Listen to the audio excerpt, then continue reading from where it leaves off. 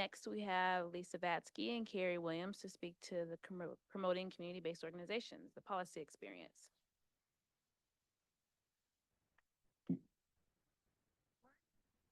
Welcome to our new commissioners. Bye. Oh, I'm Lisa Vatsky, and I am the director of the Multifamily Housing and Community Facilities Division. And with me, I'm Carrie Williams. I'm the nonprofit and community outreach lead in the Multifamily Housing and Community Facilities Division. so we are going to spend some time talking about some changes to our bond 4% program and specifically highlighting our community-based organizations policies. Next slide, please. So here's the agenda and some of the things we're going to talk about this morning. Our values-based policy, our observations and examples from the last few years where we've just implemented this policy, our CBO, which is community-based organizations. So I'll probably pivot to just saying CBO now that hopefully folks know what we're talking about there. Some of the supports we've put in place as we've engaged and learned a lot from these policy shifts, and then where we stand with accountability and outcomes. Next slide. So I want to spend some time refreshing folks' memory and then providing some deeper orientation for those of you who are new to all of this, and some context. So when I first came to the commission in 2014, we had a surplus of bond cap authority. And what that means is, we operate as the state's bond cap bank and are able to carry forward our authority for 3 years. And at that time, when I started, we had accumulated over $1 billion in authority coming out of the recession in 2010. We used all of that banked authority over the next several years, allocating and operating an open door process, which meant that when projects were ready and had financing in place, they could come in and get bond cap authority. By 2018, and let me pause there. Also, at that time, we had a regular set of for-profit developers who were mostly focused on 200 plus unit type projects. So a lot of production, which was super exciting, but also had its own, I think, challenges maybe in terms of it was kind of a closed process, basically. Not many folks were using that resource, but the folks that were jamming it out. By 2018, we had allocated all that surplus bond cap and could see that the market and interest rates at an all-time low had created this pipeline and production that was going to outpace our authority. We put in place several strategies to address what did become a highly competitive resource. And I'm not going to go into a lot of detail about that now, but I will when we get through our orientation. But just to mention, we created a recycled cap program and we put in place a sub-allocation process with the housing authorities so that we could really manage the housing designated authority of bond cap a bit more strategically. The program did become increasingly competitive and we moved to competitive rounds. And although we had had a long-standing point system where projects were just meeting the minimum, scoring became higher and higher. And the original scoring system never really contemplated this type of competitive environment.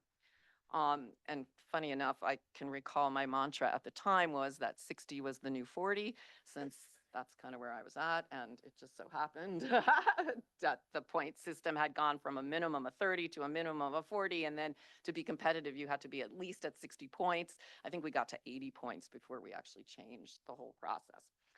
Anyway, the scoring never really contemplated this type of competitive environment. And this is when we really did experience a convergence of issues.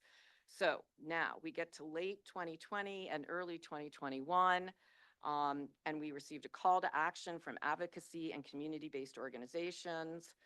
And some of you Nicole stepped away, but I think Nicole was here for that. And we as well heard from legislators, each requesting several new approaches to how we were allocating these resources, and we constructed a whole new set of policies and scoring criteria at that time that would really shift the bond 4% programs, focus towards more balance and equity, refocusing an essential affordable housing resource on community outcomes, not simply the number of units constructed. And so for the first time, the program deliberately focused on developers of color and community-based organizations, while at the same time setting targets for geographic balance, public leverage, housing preservation, and cost effectiveness. And so this slide does kind of break it out. We set high-level targets for where we wanted to be with public leverage, geographic balance, and we actually in terms of preservation, we lowered the amount. We said no more than 25% of the bond cap authority going to preservation, knowing how much of there was a need for new construction. And then the scoring really focused on this new criteria that we're going to talk a lot about today, and efficient use of resources. So still doing a total development cost limit, looking at cost efficiency, but also a whole new set of criteria, looking at community-based organizations and who we're really allocating resources to. So next slide.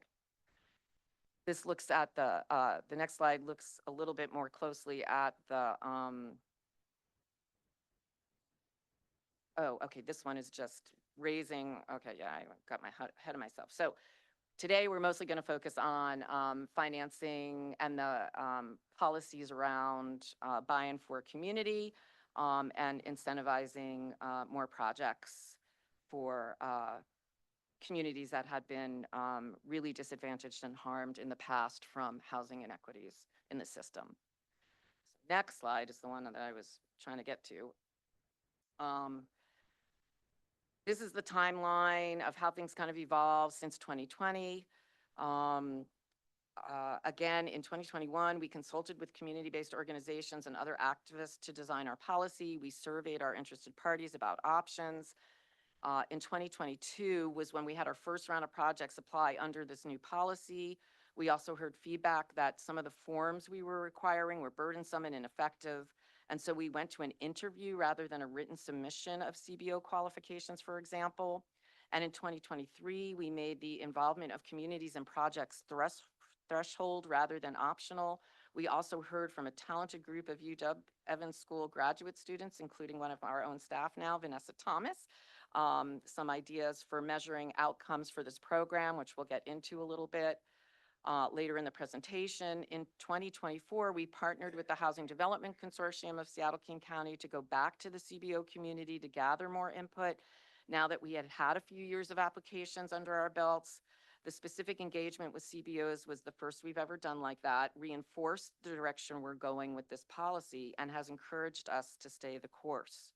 Some in the community would like to even see more stronger incentives for participation in the bond program from BIPOC-led organizations and community-driven developers. Next slide.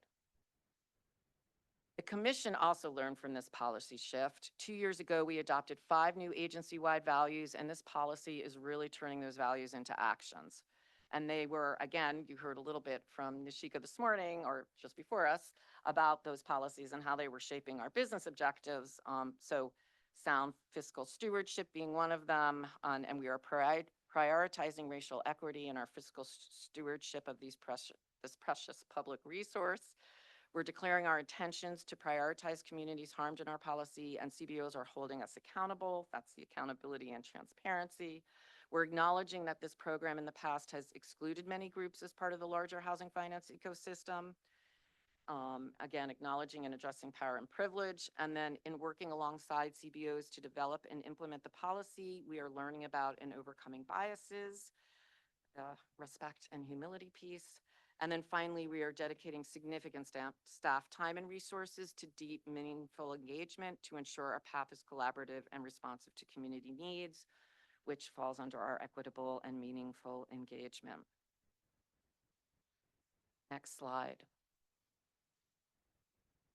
Most importantly, we are on the process and in a path of really building trust and credibility with community advocates. We now have better relationship with trusted messengers. We've received positive feedback from CBOs in return for our support of them, and we have increased engagement and participation in the program, as we'll get into a little bit later. This is still part of the work that needs continued attention and sustained support to maintain our trust and credibility with our community and CBO partners. Next slide, please. I'll turn it over to Carrie. Thank you, Lisa. So when we built the policy, we built it to be centered around communities across our state that have been particularly harmed by the housing disparities that are statewide. We want to elevate and amplify the voices of these communities into the development, owning, and management of affordable rental housing. CBOs who authentically represent communities harmed are qualified to participate in the program based on criteria developed with them and determined through an interview with staff. Next slide. These are some of the key criteria we are looking for when evaluating an organization's ability to authentically represent a community. Communities can be geographic based, or they can be identity based within a neighborhood or a city, or they can revolve around a certain cultural or ethnic group, or they can be both. They need to have leadership who has lived experience as members of the community they serve. They need to provide programming or services beyond just being a landlord. And the organization or its leadership must have a deep history of importance to the community they're located in. Next slide. Nearly 40 CBOs have become participants in the development of affordable rental housing. They fill a variety of functions in their communities, and here are some of the categories they fit into. The two in orange are where most of them fit. So they're kind of housing adjacent is what we call them, housing support, and then ongoing community assistance. These are the kind of broader based functional CBOs that focus on a particular community but offer ongoing support. Next slide, please. As Lisa mentioned, the bond 4% tax credit is a limited resource, typically oversubscribed by about 3 or 4 to 1. To determine which projects receive an allocation, we use a combination of targets and scoring, as you saw. When we revised the policy in 2021, we developed a spectrum of activities involving CBOs and developers of color that could earn points in our system. Overall, there are 26 points available in this area out of a possible around 68 for new construction, higher for acquisition and rehab. The points are divided into 2 distinct sections. Section 4.4 includes points for organizations that are led by Black, Indigenous, or other people of color. Section 4.5 does not specifically call out race. These points are awarded for activities across a spectrum of participation from CBOs, including ownership in the project, financial and non-financial benefits to the organization, providing value to the tenants, engaging potential tenants around the development, and applying that engagement input from potential tenants into the project. Next slide. In the 4 years since the policy has been in effect, this is the distribution of points that projects have taken within these buckets. The most popular points, shown here on the 2 bars on the leftmost part of your screen, are earned by engaging with potential tenant communities and incorporating the results into the development. Over 90% of projects took points in this area. The next bar over is the points we offer for BIPOC organizations, either as a sole sponsor or as a partner. You can see about 60%, I think it's 66% have taken those points. The next bar shows CBO inclusion without ownership. So these are projects that that have offered one-time financial benefit to their CBO partners. CBOs often receive below market or free space on the first floor of these buildings to serve clients or gather community. They receive non-financial benefits such as capacity building and mentorship from the larger, more experienced development organization to the CBO. And then the last 2 bars show where the CBO partner is actually a part of the ownership of the project itself. 42% of projects have a CBO as a partner. Only 20% are able to have the CBO as the majority or sole owner. Some of the choices that developers are making about which points to select may be a reflection of the economic environment today. Investors and syndicators are raising the bar on the criteria that they are seeking in a project sponsor, requiring higher liquidity levels and guarantees that are very difficult or impossible for CBOs to achieve. In addition, some CBOs may not want to be in the ownership for a variety of reasons. The policy intentionally offers a broad range of activities that receive points to facilitate these very unique partnerships where each partner is getting what they need. It's important that CBOs are empowered to negotiate on their own behalf to get what they need out of the partnership, and this policy strengthens their position at that negotiating table and levels the power imbalance a little bit. Next slide. As I mentioned, a little over half of the projects have taken points in the area of overcoming historic and systemic barriers for people of color. This is a breakdown of the BIPOC points year over year. In blue, light blue, you see the projects led by BIPOC organizations, either as a sole sponsor or as the majority owner in a partnership. In yellow are the projects in which a BIPOC organization has a minority ownership stake. And in brown are the projects that have 0 BIPOC participation points. I don't really think there's a trend here. There's not enough data to identify that, but we did notice that in the most recent year, this year, more projects than ever took no points in this area. We don't really know why, if this might be just a point in time. We did lean in to investigate where those projects were located and discovered that most of the projects taking 0 points in this category are outside of Snohomish, Pierce, or King County. But that's not a hard and fast rule. We certainly have projects from elsewhere in the state that have taken, have a BIPOC organization as part of it. Next slide. As a result of this policy, we've seen a number of new sponsors, shown here at the top, come into the program, all of which are led by Black, Indigenous, or other people of color. We've also seen sponsors who had not had a successful 4% application since at least 2010 come back into the program. Of this list, nearly all are BIPOC organizations, and in part because of the points, lots of factors, but in part because of the points, that they are now able to achieve. Their projects have become more competitive. Next slide. So let's take a look at a few of these projects. This first one is a development in Vancouver, Washington. I'm sorry Diana Perez is not here. I met her at the groundbreaking for this project. She was really involved as a member of the Vancouver City Council. This is a sponsor who's making their debut in Washington, Colas Development Group.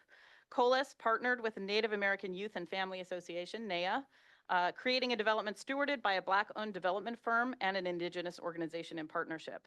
As a result of NAYA's involvement, the Cowlitz tribe also made a significant financial contribution. The project will serve the Indigenous community with culturally significant art and programming, as well as create a pipeline of referrals for Indigenous residents to be prioritized in the housing. Next slide. Our next example is a community-based developer able to be the sole sponsor of a project, the first AME Housing Association of the Central District in Seattle. This historic Black faith-based organization was able to prioritize one of their main constituencies, large families with children, by developing a significant number of units of 3 or even 4 bedrooms, which, if you know anything about Seattle real estate, that's a unicorn. By developing, at rents that are affordable to the community, which is even more of a unicorn. They're also going to have a culturally fluent early learning facility within the development, and they worked with Lotus Development Partners, a Black and women-owned development consultant who works with a number of community-based organizations. Next slide. This development in Everett was a partnership between a large for-profit developer and a beloved early learning provider, Rise Up Academy. Their first partnership was actually a senior housing development, and staff at the commission were a little bewildered as to what an early childhood education provider might be doing in a senior development. But we soon came to learn that multi-generational programming and grandparents are an incredibly crucial part of families today, especially families of color, where they may be the primary caregiver, they may be the sole caregiver, and they are learning about kind of new developments in schools, online grade reporting and those kinds of things that that the early learning provider is really helpful about. So they're offering this kind of multi-generational programming in this senior housing setting. In the new development, they've had now 2 partnerships. In the second partnership, it's actually a family property, and they're going to have 4 new classrooms added where they can expand their services on the first floor and help families in the neighborhood, serving them better. Next slide. Even without direct ownership of a development project, community-based organizations can play a transformative role in shaping outcomes that benefit the people they serve. This partnership between a large for-profit developer and Next Chapter Foundation, a CBO dedicated to empowering single parents with children on the path to self-sufficiency, is a powerful example of what collaboration can achieve. Next Chapter had already demonstrated its impact by successfully converting a local motel into safe and supportive shelter, a move that was welcomed by businesses and residents in the surrounding neighborhood. With a growing need for permanent affordable housing for their clients, the Kendrick Landing Partnership offered a timely and focused solution. Through this collaboration, several housing units have been designated specifically for next chapter referrals, ensuring that families transitioning out of crisis have a stable place to call home. In addition, next chapter will have dedicated private space on site to meet with clients and offer services. They've expanded their service area. As a result of the financial benefits they've received, they've been able to expand their paid staff from 1 to 5. And proving that when CBOs are empowered to lead, entire communities can thrive as a result. Next slide. Our final example is about one of the most popular elements of the policy, which has been incentivizing developers to engage with potential tenants of the project. This is distinct from a typical community engagement process that's incentivized by cities or municipalities or counties, where they say you need to have X number of public meetings and you need to notify all the adjacent property owners. That's not what we're talking about here. We're talking about focused engagement on communities full of people who are likely tenants of our buildings. Who are often excluded from those other kinds of public meetings because of various barriers, including work schedules, childcare, a number of problems that CBOs can help solve.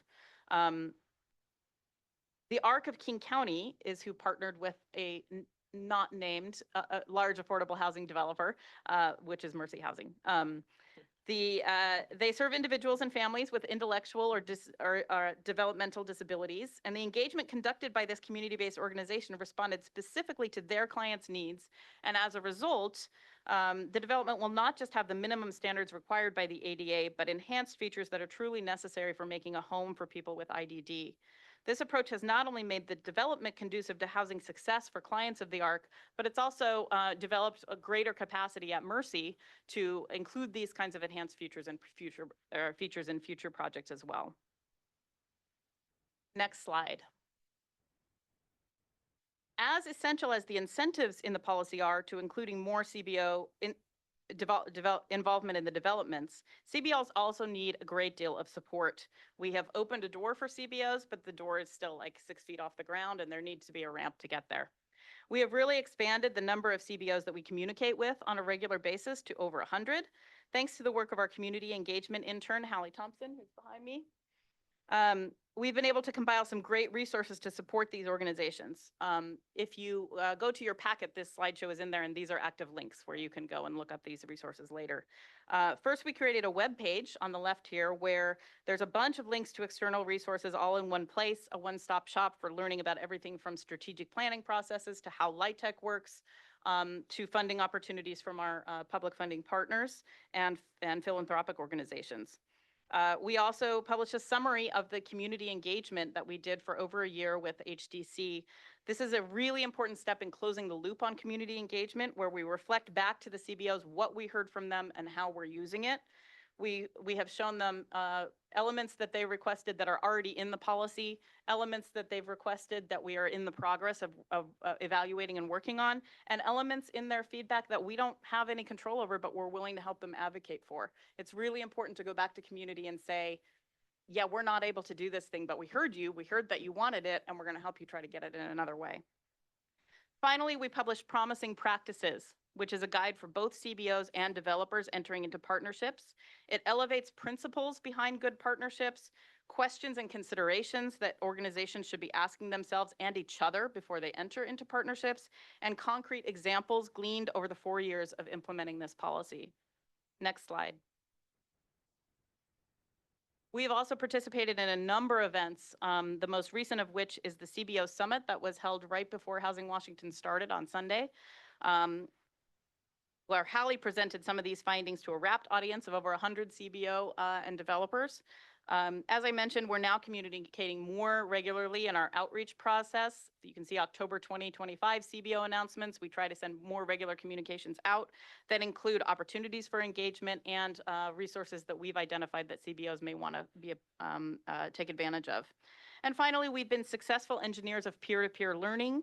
For example, last week I spoke to the board of an Episcopal organization in Federal Way, seeking to develop their property into affordable homes. I was able to connect them with another Episcopal organization in Ballard that began that process 8 years ago and now has a development under construction with an experienced partner.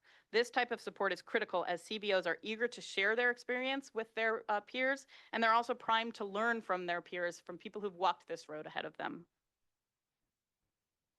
Next slide. So now that the first of the projects successfully financed under this new policy are being placed in service, we are creating a framework for accountability. In other words, did you do all the things you promised to do when we made that allocation to your project? At application, we review the documents listed in the green there to the left. And then to assess whether the points the project is seeking match what the agreed upon activities are. But those documents are usually plans for what will be included later on. Now we're beginning to evaluate the documents in yellow. And when we're closing the financing, we're ensuring that language that is supposed to be included in the partnership agreement with the investor is actually included. And we're reviewing presentations, sign-up sheets, photos, and results of the engagement activities to make sure that potential tenants were engaged and that their input was really incorporated into the project. In the future, we plan to review the documents shown in blue. Is the cash flowing to the CBO in the way it was supposed to? And is the service provider providing the services that were planned? Over the course of the project's lifespan, we plan to track outcomes that we hope to achieve as a result of the outputs you've seen so far from this program. And this will involve surveying residents and checking back in with the CBOs to see if their goals are being met. And I will just add that, we are looking at trying to do what we're calling a good standing policy, although we might call it something else like conditional eligibility, or, we have one line in our policies right now that says you shall be in good standing with the commission. And I think we're at the point where we need to have a much more robust definition of what that means. And this would kind of feed into all that. If folks aren't meeting some of the commitments that they had said that they would, that will reflect back for us as we look at long-term compliance and asset management, but also as we look at allocating new resources. So next slide. Some of the things that we're looking as far as outcomes that we hope will improve as a result of more community-based organizations in affordable housing developments for the CBOs is capacity to meet their mission, the number of members, clients, constituency that are being benefited, and then really potentially financial benefit and growth. Also for yes, residents. Thank you. Perfect, Matt. Housing stability, quality of experience in the affordable rental housing, access to opportunity, and really trying to address the experience of discrimination and stigma. And then for the developers, relationships with the neighborhood, NIMBY issues, capacity to understand and address discrimination against socially disadvantaged communities, resident satisfaction, unit turnover, and hopefully stability of operations. So we really are trying to monitor and track what is coming out of these policies. And we do see that there can be lots of benefits that we're hoping that we can share down the line, but really wanted to provide an overview of where we are at this time. It's the first time we've really looked at the points, so I think we're going to continue to dig into that a little bit, but yeah, we're ready to take questions and hope that this was a helpful, comprehensive overview of just one little policy piece of our allocation process. Thank you, Lisa and Carrie. Any questions or comments from commissioners? Yes. This is great work that you're doing. Thanks for doing it, because it does make a difference, and I've definitely seen it work as a way to make communities really wonderful places to live for the residents and keep them together, also financially, because people just don't move out when they have a great community. My question is around the policy. Does it apply in the 9% credits? Okay, why not, Lisa? Is that something that you've thought about? Oh, yes. The 9% policy has historically been really focused on permanent supportive housing. And there's some key, again, developers in that space. We are, and again, we did bring to the board a few months ago, I guess. We're in the whole process of a whole bigger policy reset, and the 9% is up next in terms of really trying to lean in on what are the outcomes we want there. The whole permanent supportive housing environment is really different, especially with operating and services supports being at risk at this Yes. point in a way that we haven't seen. We've had that framework since 2012. So it's time to lean in, and that's what we'll be doing. But we started here because that was kind of the call to action. That was, you know, bonds and 4%, really, in our state became so much more competitive. And we had kind of gotten into a rhythm with the 9% program where folks had adjusted to the competitiveness, and we went to pipelining in several different communities. We had already a geographic distribution and targets in that program. So, we had spent a lot of those early years, because it was so competitive, that 9% program being a deeper subsidy program, serving lower income folks. We had done a lot of policy work, and really under Steve's direction at that time as the director. And so, and the bond stuff was really just this production thing that wasn't competitive. And yeah, so it really, our focus shifted to really leaning in on the bond side. It's now going to shift a little to leaning in on the 9% sides. And I will say that part of that policy reset, as Jackie presented to you a few months ago, was a very long and deep extended engagement with interested parties around the 9% program that we've never tried before. So we've heard some anecdotal ideas about ways that that program should improve in order to more benefit communities. And now we're going to go do more focused engagement, surveys, focus groups, one-on-one interviews, similar to the way that we reset the 4% program, to see what those ideas are and if we think they're operationable, and how we can balance the interest of these. In our interested party mapping for both of these programs, we have about 40 interested party groups in each of these, everything from really peripherally associated, such as law enforcement in the 9% program, to really deeply associated with that program outside of the development, such as service providers who are really hands-on with the clients who are living in those programs and have some ideas about how they can be improved. We're hearing more about that. Thank you. Two things that are happening in the background that are kind of fascinating as well, that one of which is that the public funding, especially at the state level, but also at Seattle, King County, and the establishment of a levy in Vancouver and Bellingham, has brought a lot more public resources to affordable housing. That's the good news story.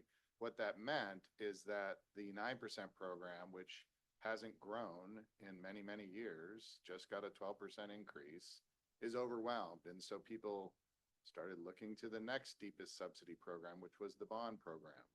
And so a lot of developers that hadn't done bond deals, a lot of nonprofit developers that hadn't done bond deals, Lisa mentioned that, roll back the tape, we had a robust number of for-profit developers that year in and year out had access to the program because it wasn't that competitive. Part of why it's so competitive is the good news story of more public resources for affordable housing, which sent people to the bond program. So that's happening.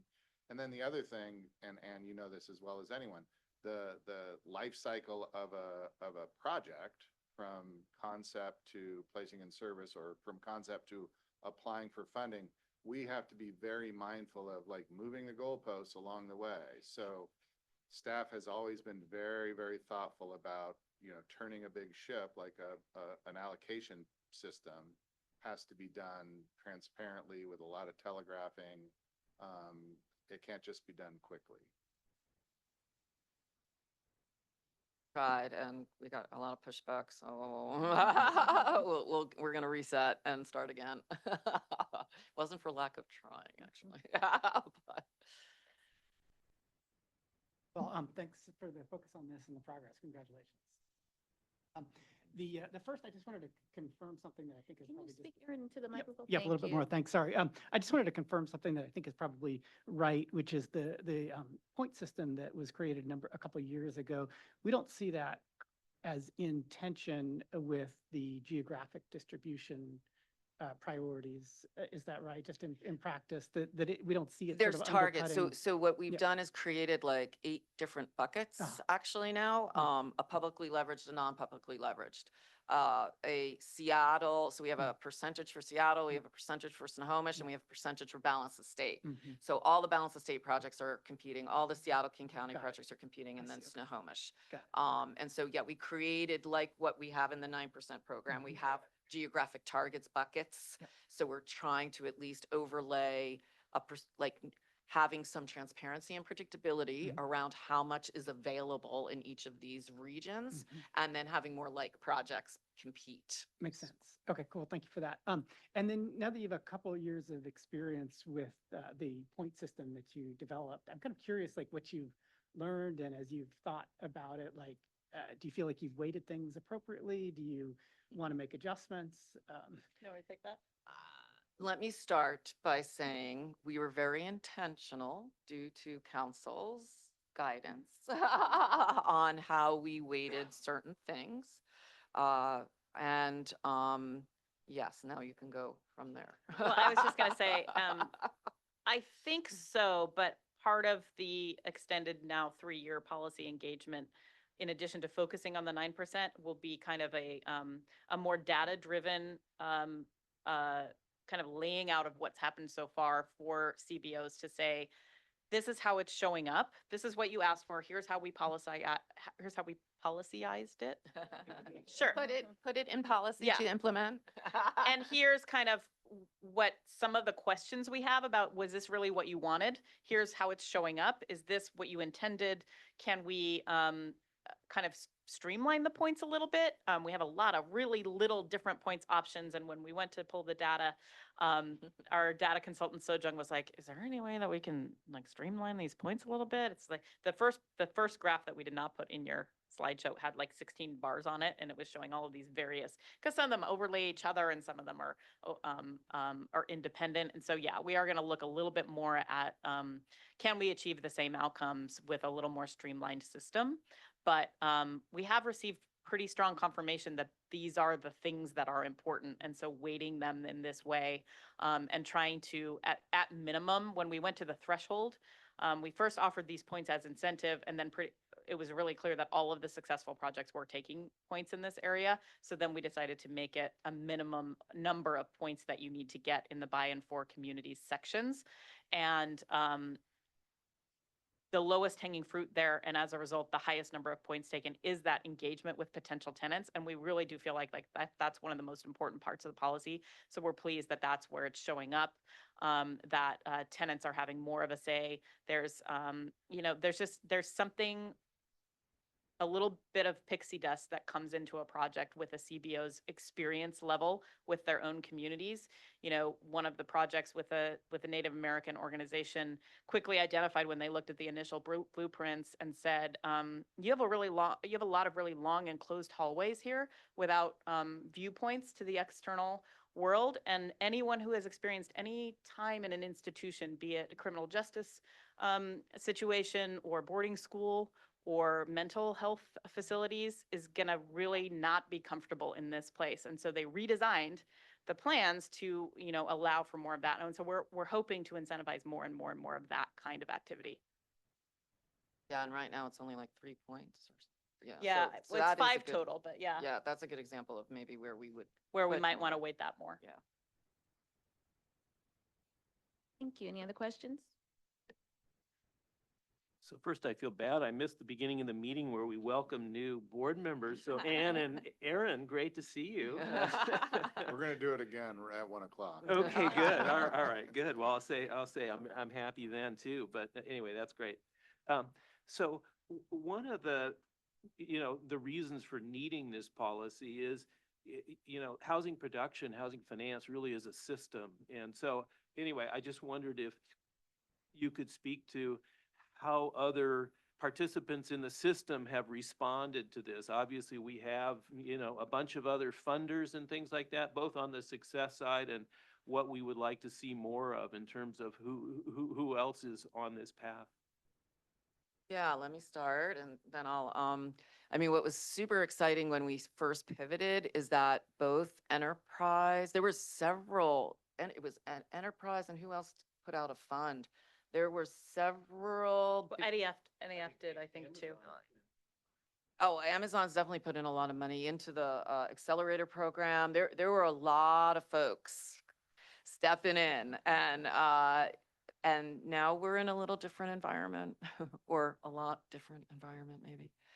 And so I think there was a big movement to really support emerging developers, and now there's an executive order kind of rolling a lot of that back and really impacting some of our partners. Um, as you can see, we're still moving forward and keeping to the values here, and but the lenders and investors, I mean, it's just a really hard environment for even our long-time historic developers to even get debt and equity right now in this market, and it's also our market. We've had rent compression. We've had some unprecedented times, Yeah. to quote myself. Yeah, so there's a lot going on. Now, having said that, maybe you could talk about the county and Yeah, there's, so we and sit in very, state. really close coordination with our public funding partners. We have a work group that meets on a regular cadence, and then we have subcommittees of that work group. And those participants are the Department of Commerce, the Housing Trust Fund, and other resources, King County, the City of Seattle, ARCH, which is a regional coalition for housing on the east side that does public funding, and SKIP, which is a kind of regional, smaller regional coalition on the south side of King County that does some funding. And we have a subcommittee from that group that is specifically community-driven development professionals. And we talk about every 3 weeks, and we try to align our definitions of what a community-based organization is, so that one organization can fit everyone's bill. Everyone's got kind of community goals. And so we're trying to really align those so that the Venn diagram is almost a circle, so that people have an easier time qualifying to meet that requirement on behalf of all of the public funders, since all of these projects need so many sources. And there's also, like, as a result of that kind of camaraderie, that we've created this kind of like instant pipeline for answering questions and getting help from all of the public funding agencies. I can be on a phone call and say, you know what, you need to talk to this person at Commerce and this person at King County, and they can walk you through. So I think we're more coordinated than we've ever been before. We're now getting, I think this year is the first year that we've done this, where we're really the other public funders who come before us in the capital stack, in terms of the timeline of when they put their resources in, are evaluating whether or not they're going to put resources in based on how they think this project is going to score on our system. So we're doing things like taking a look at applications while they're still in the when they're still being considered by those other public funders, to say, yeah, we worked with this organization before. We think this is a pretty good chance that they'll qualify. Or, you know, we have questions about this one, and here are the questions, so that we're really trying to align all of this in a much more coordinated way. And I think it's working pretty well. That's great. Any other questions? Okay. Thank you, Carrie. Thank you, Lisa. Thank you.